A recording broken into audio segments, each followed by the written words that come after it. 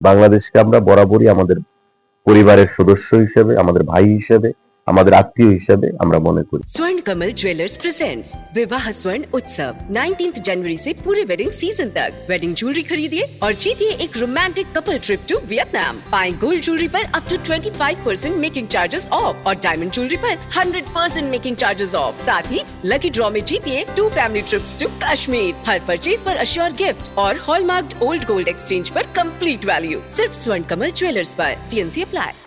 চালু ছিল বিগত এক বছর বাংলাদেশে যে ঘটনাগুলো সম্পন্ন হয়েছে, সংগঠিত হয়েছে, বরাবর আমাদের প্রধানমন্ত্রী, আমাদের মুখ্যমন্ত্রী সেই বিষয়গুলো নিয়ে আলোচনা করেছেন এবং আমরা কখনোই সেই জিনিসগুলোকে ভালোভাবে মেনে নিতে পারিনি।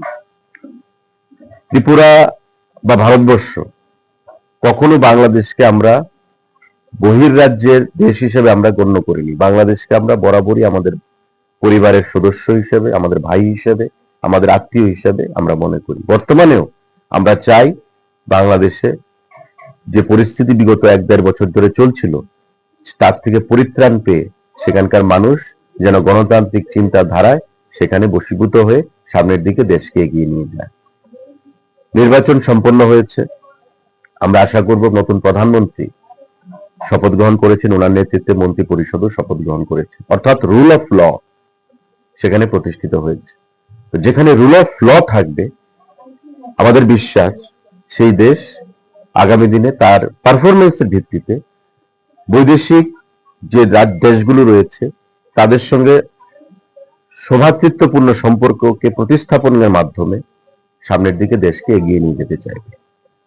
তারই একটা অঙ্গ হচ্ছে আমাদের বাস সার্ভিস পরিষেবা ত্রিপুরার সঙ্গে, ভারতবর্ষের সঙ্গে মৈত্রী, শ্যামলী, আমরা প্রত্যেকেই জানি এটা পরিষেবা ছিল। বিগত 1-1.5 বছর ধরে সেটা বন্ধ ছিল। সেটা পুনরায় গত 2 দিন আগে সীমিত সংখ্যক প্যাসেঞ্জারকে নিয়ে বাংলাদেশ থেকে সেই বাস এসছে এবং আমরা যা শুনতে পেয়েছি বাংলাদেশের এখানে যে অ্যাসিস্ট্যান্ট হাই কমিশনার যে অফিস রয়েছে তাতে খুব শীঘ্রই আবার ভিসা সেখানে পরিষেবা চালু হবে, যেটা অত্যন্ত সুখকর এবং একটা ইঙ্গিতবাহী আমরা মনে করি। শুধু তাই নয়, ভারত বাংলার মৈত্রী দীর্ঘস্থায়ী হবে।